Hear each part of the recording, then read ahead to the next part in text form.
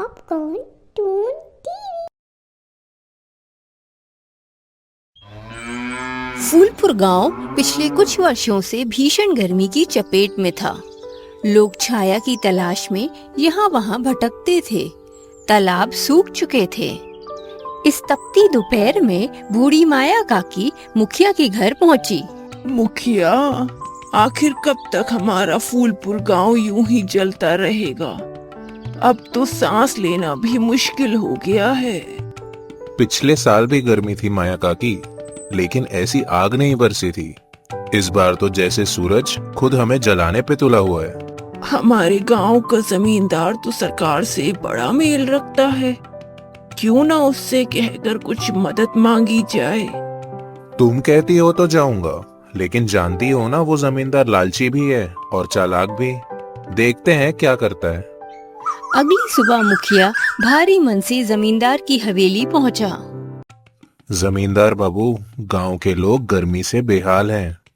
आपकी तो सरकार से अच्छी खासी जान पहचान है, क्यों ना सरकार से मदद मांग ली जाए।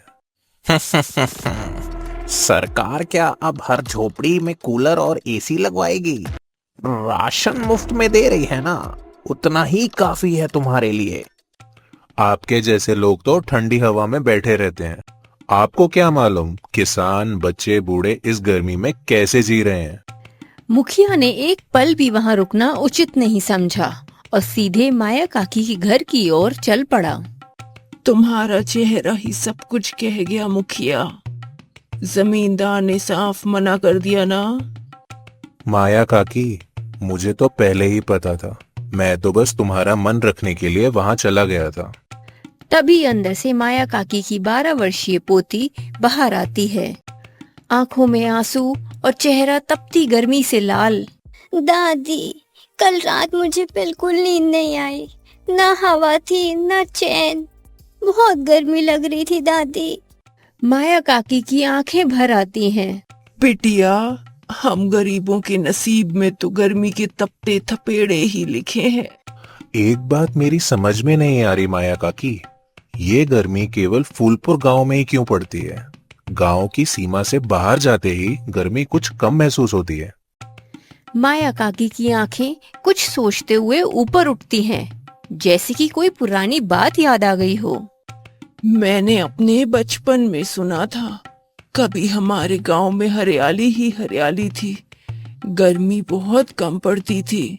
फिर एक दिन एक साधु आया, उसके पास एक चमत्कारी मणि थी। उस वक्त की जमींदार ने उस साधु से वो मणि छुपके से चुरा ली और गांव के किसी कोने में गाड़ दी।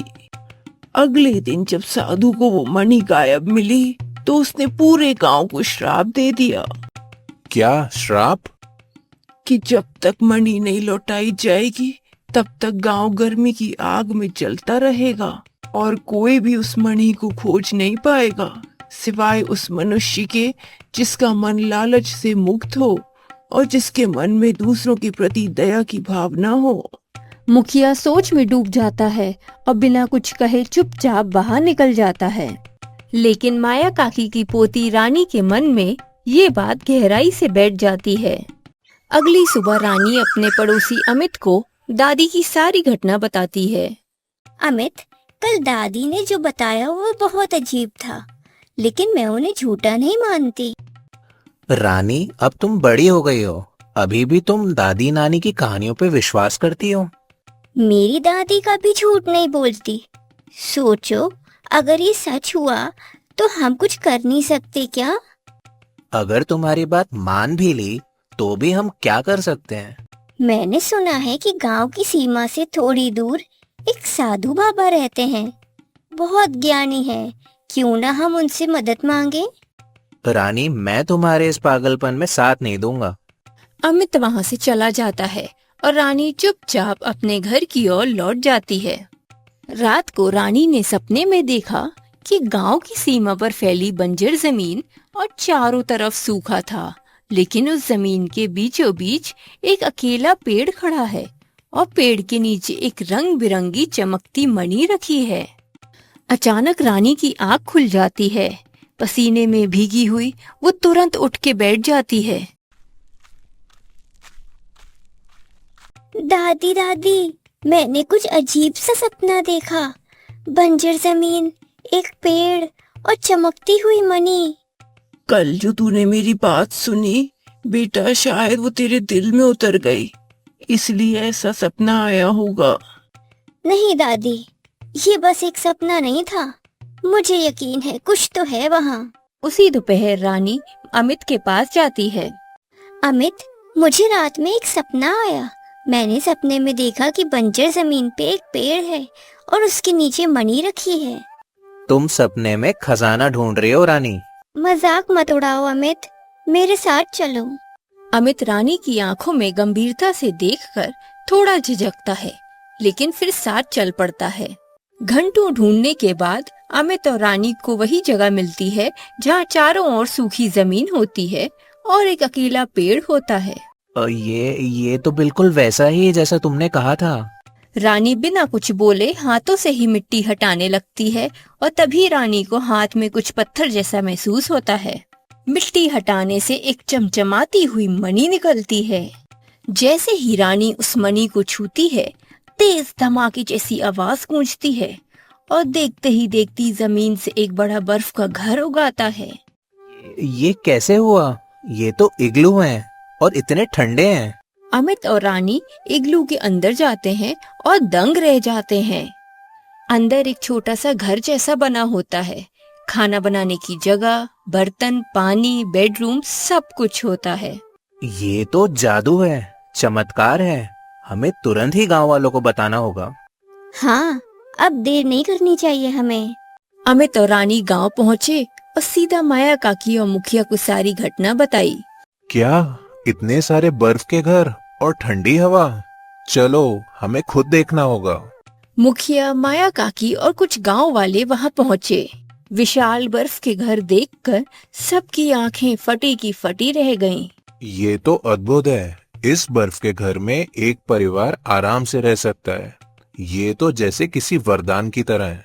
काश हमारे पूरे गांव में ऐसे ही इग्लू बन जाए, तो किसी को गर्मी से जूझना नहीं पड़ेगा। तभी एक वृद्ध साधु वहां आ जाता है, जिनके चेहरे पे एक अलग ही तेज होता है। बेटी रानी, तुम्हारी नीयत सच्ची है। अब इस गांव को श्राप से मुक्त करने का समय आ गया है। महाराज, क्या आप वही हैं जिन्होंने वर्षों पहले हमारे गांव को श्राप दिया था? हाँ, लेकिन श्राप के साथ मैंने उससे मुक्त होने का समाधान भी छोड़ा था। इस मणि को कोई निर्दोष और निस्वार्थ व्यक्ति ही जगा सकता था। तुम जमीन पर जहां जहां इस मणि को रखोगे, वहां एक इग्लू बन जाएगा। गांव वाले अब श्रम में जुट चुके थे। बच्चे, बूढ़े और जवान हर कोई मिलकर अब मिट्टी खोद रहा था और हर जगह रानी मणि को रखती जा रही थी। जैसे जैसे मणि धरती को छूती, वैसे वैसे विशाल इग्लू उगते चले जा रहे थे। देखते ही देखते पूरा गांव सफेद बर्फ के ठंडे घर से भर गया था।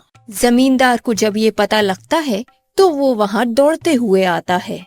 ये मणि मेरे पूर्वज ने चुराई थी, इसलिए ये मणि मेरी है और ये सब कुछ मेरा है। जैसे ही जमींदार रानी के हाथों से मणि को छीनता है, तभी वही साधु वहाँ प्रकट हो जाता है। तू वही है ना जिसके पूर्वजों ने इस गांव को श्रापित करवाया था। तू भी अपने पूर्वजों की तरह दुष्ट है। तुझे तेरे कर्मों का फल जरूर मिलेगा। अचानक जमींदार चीख उठता है। उसके शरीर से धुआं निकलता है और उसका शरीर पसीने से भीग जाता है। मणि उसके हाथों से गिर जाती है। अब तुझे जीवन भर गर्मी लगेगी, चाहे तू बर्फ में रहे या पानी में डूबा रहे। साधु मणि को उठाकर रानी के हाथ में रखते हैं और मुस्कुराते हैं। बेटी, ये मणि अब तुम्हारे पास सुरक्षित रहेगी। ये तुम्हारे गांव को ठंडा रखेगी। साधु वहाँ से गायब हो जाता है। अब हमारे गांव में कोई भी गर्मी से परेशान नहीं होगा। इस मणि ने तो हमारा भाग्य ही बदल दिया। अब पूरे गांव में ठंडी हवा चल रही थी और फूलपुर अब सिर्फ एक जगह नहीं, एक नई सोच और एक उम्मीद की कहानी बन चुका था। अगर आपको ये वीडियो पसंद आई है तो वीडियो को लाइक करें, शेयर करें, कमेंट करें और चैनल को सब्सक्राइब करना ना भूलें।